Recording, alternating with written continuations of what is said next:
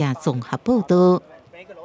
因为有一个民众是用步链的环岛，伊行伫台九顶线时拄着地动，互地动连落来石头去撼到倒边的大腿骨，造成大腿骨骨折，赶紧互送病院急救。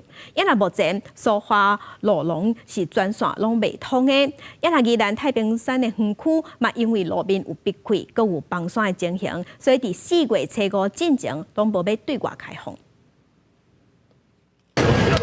消防警员甲民众扛起冷桥，紧急送病院。4月初3的大地震，苏花路龙一直有石头落落来，民众行路宽道的过程当中，伫台九顶线恶化崩坑北边出口，叫石头拱着，倒脚大腿断去。另外，在苏花改路段和平溪桥的河川桥伸缩缝有隆起大概20公分左右。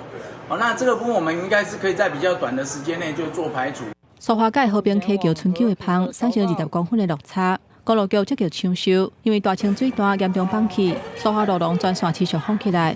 刚来开放救灾，甲在地居民的车通通行。也那苏花改苏澳入口嘛进行管制。太平山的点仔加路，因为大地震比较真厉害，边坡也是持续有石头落落来。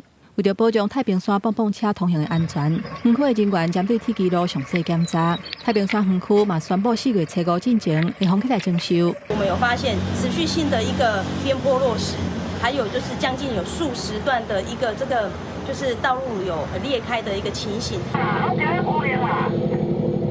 龟山岛龟首地动了后，发生大量的土石放落来，龟片规个无去，附近的渔船看就是惊一条。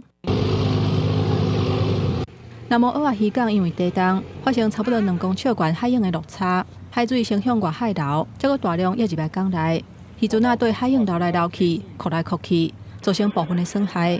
加在这的灾情拢无人员伤亡。记者综合报道。昨昏的